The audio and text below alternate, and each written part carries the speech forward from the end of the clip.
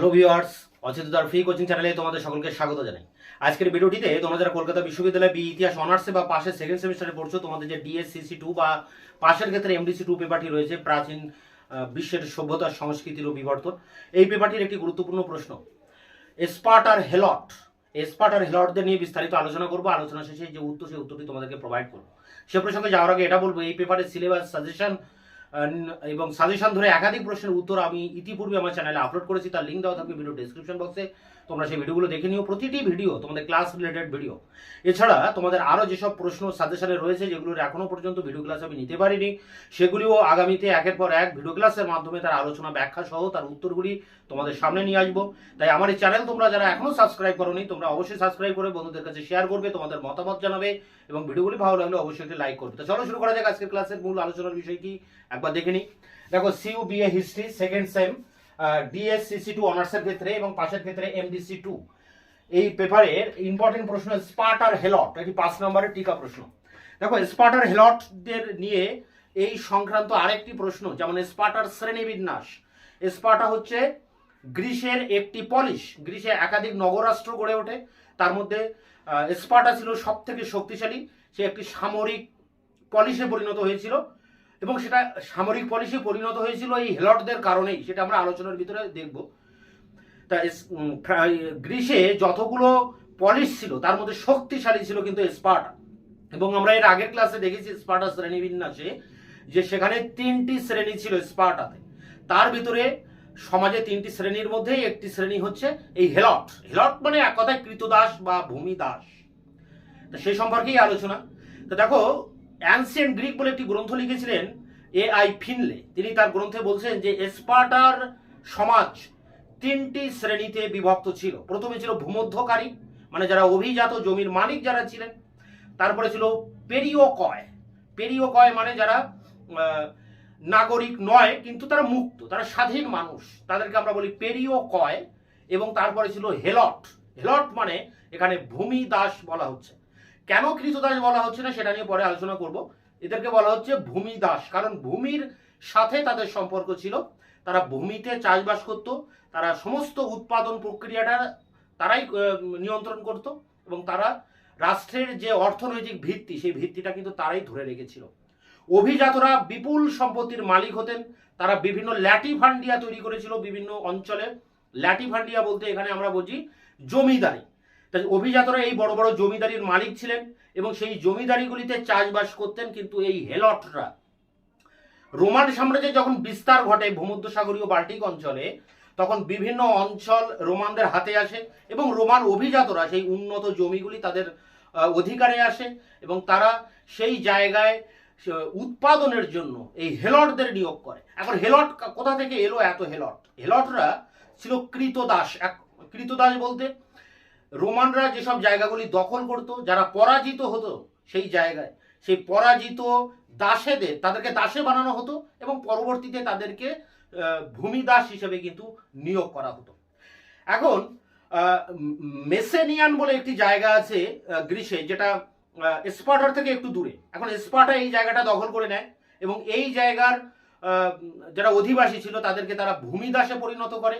এছাড়া ডোরিয়ান বিজয় করে। স্পার্টারা ডোরিয়ানদেরকেও দখল করে নেয়। ডোরিয়ান একটা জাতি ছিল এবং সেই ডোরিয়ানদেরও কিছু অংশ কিন্তু তারা ভূমিদাসে পরিণত করেছিল। এইভাবে তাদের ভূমিদাসের যোগানটা গ্রিসের স্পার্টা পেয়ে গিয়েছিল এবং এই হেলটদেরকে দিয়ে তারা এই চাষবাস করাতেন। সমস্ত উৎপাদন প্রক্রিয়া এদের দ্বারাই পরিচালিত হতো এবং স্পার্টার অর্থনীতি আর যে মূল ভিত্তি কৃষি, সেই কৃষি কার্যের পুরো দায়িত্বটাই ছিল কিন্তু এই হেলটদের উপরে। এরপরে আমরা দেখব যে ল্যাকোনিয়া বলে একটি অঞ্চল আছে গ্রিসের, ল্যাকোনিয়া। যে ল্যাকোনিয়া অঞ্চলে ডোরিয়ানরা বাস করত, যে ডোরিয়ানদের স্পার্টারা দখল করে নেয় এবং তাদেরকে ভূমিদাসে পরিণত করে। এছাড়া মাইসেনীয় বলে যে অঞ্চল, সেখানকার লোকেদেরকেও ভূমিদাসে পরিণত করে। এছাড়া পামিসাস উপত্যকা আছে, সেখানেও ডোরিয়ানরা বাস করত। সেই জায়গা দখল করে তাদেরকেও কিন্তু ভূমিদাসে পরিণত করছে এবং এই ভূমিদাসেরা ছিল গ্রিসের বা স্পার্টার সর্বনিম্ন শ্রেণী। তাদের কোনো সম্মান বা তাদের কোনো মর্যাদা, তাদের কোনো বিশেষ অধিকার কিছুই ছিল না। তাদের উদয়ন্ত জমিতে পরিশ্রম করতে হতো এবং সেইভাবে তাদের বাকি জীবনটা কিন্তু কাটাতে হতো। তাদের জীবন ছিল, স্পার্টার হেলটদের জীবন ছিল খুবই দুঃখে। তবে দূরবর্তী যেসব অঞ্চলগুলো ছিল, স্পার্টা থেকে দূরবর্তী যেসব অঞ্চল, এবং যে অঞ্চল আবার স্পার্টার অধিকারে ছিল, সেই দূরবর্তী অঞ্চলের এই হেলটরা কিন্তু মাঝে মাঝে বিদ্রোহ করত স্পার্টার বিরুদ্ধে। তাই স্পার্টান রাষ্ট্রের যারা কর্তৃপক্ষ, তারা সবসময় একটা টেনশন বা একটা দুশ্চিন্তার মধ্যে থাকতেন এই হেলটদের বিদ্রোহ নিয়ে, বিশেষ করে দূরবর্তী অঞ্চলের হেলটদের বিদ্রোহ নিয়ে। যে মাইসেনীয় হেলটদের কথা বলা হচ্ছে, তারাই কিন্তু বারে বারে বিদ্রোহ ঘোষণা করেছিল এবং চরম নিষ্ঠুরতার সাথে তাদের বিদ্রোহকে দমন করা হয়। 650 খ্রিস্টপূর্বাব্দ নাগাদ এই মেসেনীয় হেলটরা কিন্তু বিদ্রোহ করেছিল স্পার্টার বিরুদ্ধে, এবং খুব নির্মম অত্যাচার এবং নৃশংস হত্যাকাণ্ডের মধ্য দিয়ে এই বিদ্রোহকে দমন করা হয়। এটা আমরা থুকিডিডিসের বিবরণ থেকে জানতে পারি। গ্রিসের একজন ঐতিহাসিক, বিজ্ঞানসম্মত ইতিহাস লেখার পথিকৃৎ সেই থুকিডিডিস, তার বিবরণ থেকে আমরা এটা জানতে পারি। তো এই প্রসঙ্গটি আমরা প্রথমে আলোচনা করব। এর পরে যে পার্টটি নিয়ে আলোচনা করব সেটি দেখো, যে হেলটদের বিভিন্ন ক্লেরসে বিভক্ত করা হতো। ক্লেরস মানে কোনো স্বাধীন একটি, মানে নির্দিষ্ট একটা ভূমিখণ্ড, সেই ভূমিখণ্ডকে কেন্দ্র করে কিছু ভূমিদার সেখানে কাজ করতেন।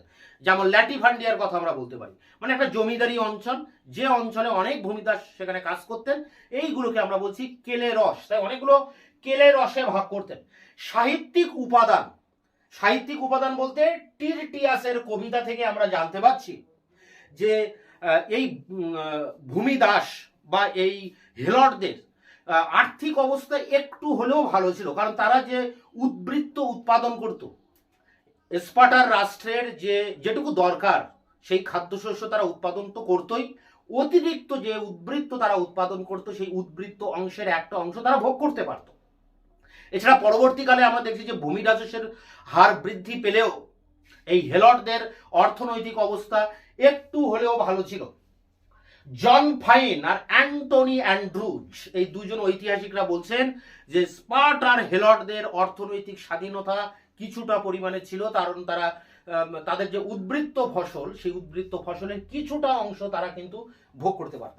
তো যাই হোক, এই হেলটদের উপর নির্ভর করে স্পার্টা তার সাম্রাজ্য বিস্তার করে, কারণ স্পার্টার অভিজাতরা তাদের যে খাদ্যের যে যোগান, সেই যোগানটাকে অব্যাহত রেখেছিল হেলটরা, ফলে তাদের খাদ্য নিয়ে তাদের কোনো দুশ্চিন্তা ছিল না।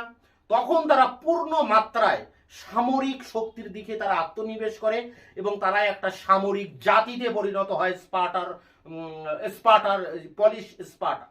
এবং এই স্পার্টা গ্রিসের অন্যান্য যেসব পলিশ ছিল তাদের মধ্যে কিন্তু সব থেকে বেশি শক্তিশালী হয়ে ওঠে। তাহলে এই স্পার্টা শক্তিশালী হয়ে ওঠার পিছনে প্রধান ভূমিকা কারা নিচ্ছে?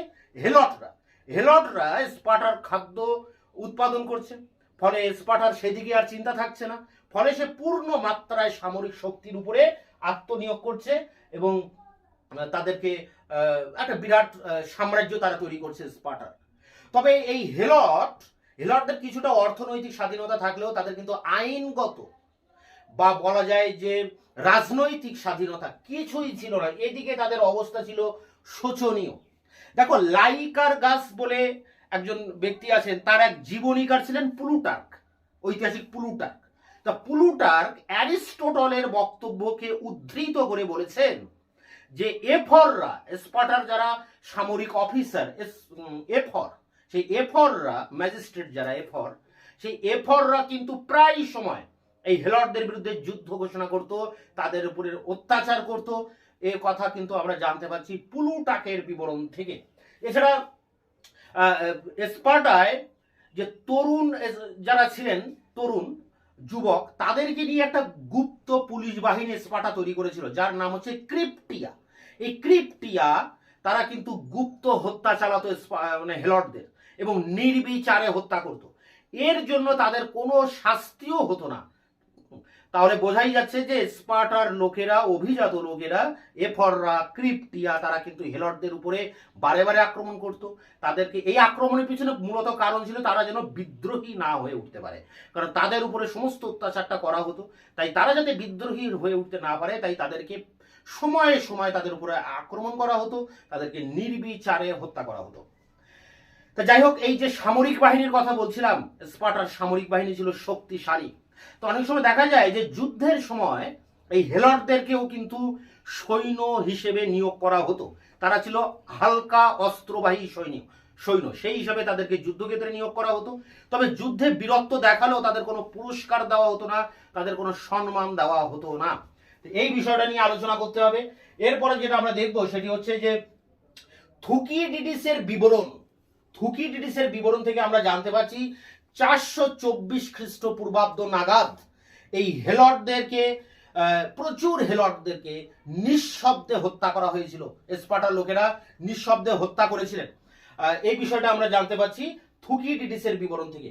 এবং থুকিডিডিসের এই বক্তব্য থেকে যেটা উঠে আসছে সেটি হচ্ছে যে স্পার্টার মানুষদের সাথে, অভিজাতদের সাথে হেলটদের কিন্তু যে সম্পর্ক সেটি ছিল অনেক তিক্ততার সম্পর্ক, শত্রুতার সম্পর্ক। এই বিষয়টা নিয়ে এবং শেষ পার্ট সেটি হচ্ছে যে স্পার্টার এই হেলটদের কেন আমরা ভূমিদাস বলছি, সার্ভ কেন বলছি, কেন কৃতদাস বলছি না, সার্ভ কেন বলছি না, এটা নিয়ে কিন্তু ঐতিহাসিকদের মধ্যে তর্ক বিতর্কের জায়গা রয়েছে। অ্যান্টনি অ্যান্ড্রুজ বলছেন যে এই হেলটরা ছিলেন কৃতদাস আর স্বাধীন নাগরিক, যারা ছিলেন স্বাধীন নাগরিক স্পার্টায়, সেই স্বাধীন নাগরিক আর কৃতদাস এই দুটির মাঝে অবস্থিত ছিল এই ভূমিদাসেরা। তবে এখানে ক্রিটিয়াস বলে একজন ব্যক্তি, একজন সাহিত্যিক গ্রিসের, তিনি বলছেন যে না, হেলটরা ছিল পুরোপুরিভাবে কৃতদাস, ভূমিদাস নয়, তারা ছিল পুরোপুরিভাবে কৃতদাস। তা যাই হোক, 650 খ্রিস্টপূর্বাব্দ নাগাদ এই যে মাইসেনীয় ভূমিদাসদের কথা বলেছিলাম, তারা বিদ্রোহ ঘোষণা করে এবং স্পার্টা রাষ্ট্র কঠোরভাবে তাদেরকে নিয়ন্ত্রণ করে, অত্যাচারের ভিতর দিয়ে তাদেরকে প্রচুর হত্যা করা হয়, প্রচুর ভূমিদাসকে মানে হেলটদেরকে, এবং এইভাবে তাদের যে মাইসেনীয় কৃতদাসদের যে বিদ্রোহ মানে ভূমিদাসদের বিদ্রোহ, সেই বিদ্রোহকে দমন করা হয়। এর পরবর্তীতে আমরা দেখছি যে স্পার্টার রাষ্ট্রের যে চরিত্র, সেই চরিত্র কিন্তু পরিবর্তিত হচ্ছে, সে একটি সামরিক রাষ্ট্রে পরিণত হচ্ছে। তার কারণ এই রাষ্ট্র স্পার্টা সবসময় মানে ব্যতিব্যস্ত হয়ে থাকতো যে হেলটদের বিদ্রোহকে কিভাবে দমন করা যায়, এবং এই হেলটদের বিদ্রোহকে দমন করার জন্য তারা সামরিকভাবে সবসময় প্রস্তুত থাকতো। এবং সেই দিক থেকে আস্তে আস্তে এই স্পার্টা রাষ্ট্রটি একটি সমরবাদী রাষ্ট্রে পরিণত হয়। তাহলে হেলট কি হচ্ছে, এই হেলটদের উপর বেস করে স্পার্টা রাষ্ট্র শক্তিশালী হয়েছিল, তাদের খাদ্যের যোগান নিশ্চিত হয়েছিল এবং তারা একটি সমরবাদী রাষ্ট্রে পরিণত হয়েছিল। এবং স্পার্টা অন্যান্য যেসব পলিশগুলো ছিল সেই সব পলিশগুলোর উপর কিন্তু কর্তৃত্ব বিস্তার করে গ্রিসের শ্রেষ্ঠ শক্তিশালী পলিশে পরিণত হয়েছিল স্পার্টা। তার পিছনেও প্রধান ভূমিকা এই হেলট। এবং স্পার্টার যে অর্থনীতি, কৃষি অর্থনীতি, সেটিও দাঁড়িয়েছিল এই হেলটদের উপরে। মানে হেলটই ছিল স্পার্টার সবকিছু, সমস্ত অগ্রগতির মূল ভিত্তি ছিল এই হেলট। এখন এই হেলটদের এই প্রশ্নের উত্তর নিয়ে 250 ওয়ার্ডে 5 নম্বরের উত্তর নিয়ে আমরা এবার অন স্ক্রিনে আলোচনা করব।